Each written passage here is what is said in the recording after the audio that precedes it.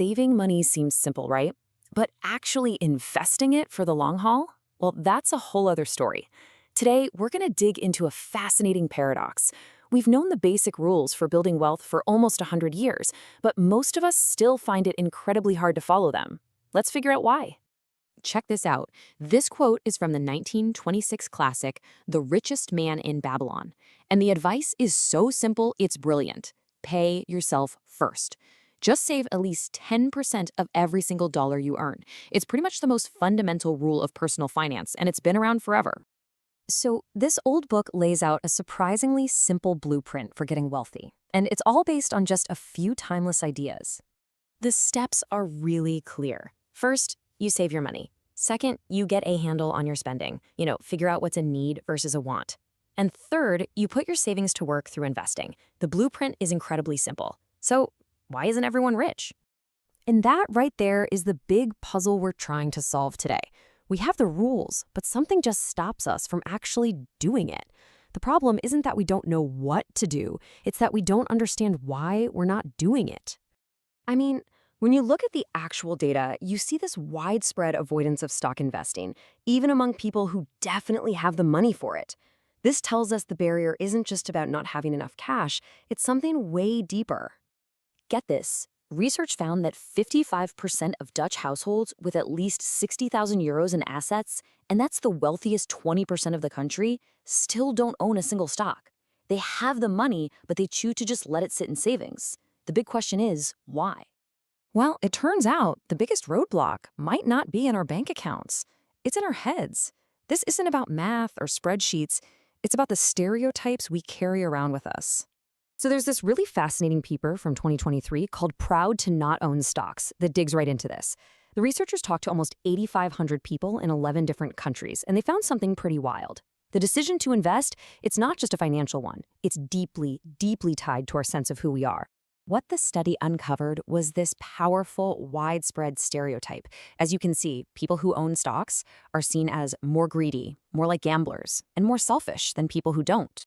And look, this isn't just a thing in one or two places. Take a look at this chart from the study. Across all 11 countries, people consistently rated stockholders more negatively. See that bar on the left? That's stockholders. Notice how much higher the negative rating is compared to non-stockholders on the right? It's a global thing. So what does all this do? Well, it creates this huge psychological barrier called an identity conflict. To put it simply, we don't want to become the kind of person we secretly look down on. So if we believe stockholders are just a bunch of greedy gamblers, we're going to subconsciously avoid doing anything that would make us one of them. And this isn't just some abstract theory. In that same study, a staggering 41% of non-stockholders agreed with this exact statement. They don't just not own stocks, they're actively proud of it. It's literally become part of their identity. Okay, so if the real problem is this deep-seated identity thing, how in the world do we fix it? Well, the answer isn't about trying harder or setting bigger goals. It's about building smarter systems. There's this fantastic point from James Clear in his huge bestseller, Atomic Habits. He says that goals are about the results you want, but systems are the actual processes that get you there. The problem isn't you, it's your system. Okay, so how do we actually build one of these better systems? Clear's third law of behavior change is brilliant. Make it easy. Instead of just relying on motivation, which we all know comes and goes, we need to make our good habits as frictionless as possible. So what does this actually look like? To make investing easy, put it on autopilot. Set up an automatic transfer to your investment account for the day you get paid. That removes the decision from your plate every month. And to make overspending hard, you do the opposite. Add friction. Leave your credit card at home. Unsubscribe from all those tempting marketing emails. Just make the bad habit harder to do. And all of this really comes back to one central idea. Your environment is way more powerful than your willpower. If you want to change your habits, you have to change the world around you. It's about designing your life, both physical and digital, so that the right choices are the easiest choices. And honestly, this is the key thing to remember. Building wealth isn't about some big, dramatic, once-in-a-lifetime stock pick. It's the small, boring, consistent stuff you do every single day that ends up having life-altering results. Okay, let's actually look at just how powerful these tiny, consistent actions can be. Because the real magic isn't the action itself, it's the effect of compounding that happens over decades. You've probably heard of something called the Latte factor, right? It's this idea that tiny daily expenses, stuff we don't even think about, could add up to an absolute fortune if we just invested that money instead. It's not really about the latte, it's about the principle. I mean, just think about it. $5.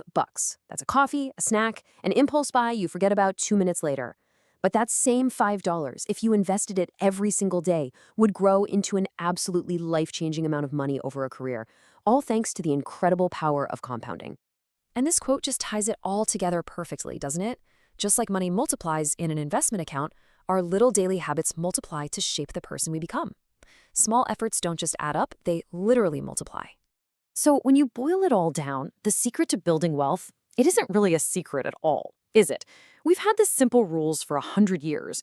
The real challenge today is seeing those hidden roadblocks in our own minds, our identity, our stereotypes, and then building clever systems to just go right around them. And so that really leaves us with one final question for you to think about. What's the story you're telling yourself about money? Is your financial identity, your story, helping you get where you want to go, or is it the very thing that's holding you back?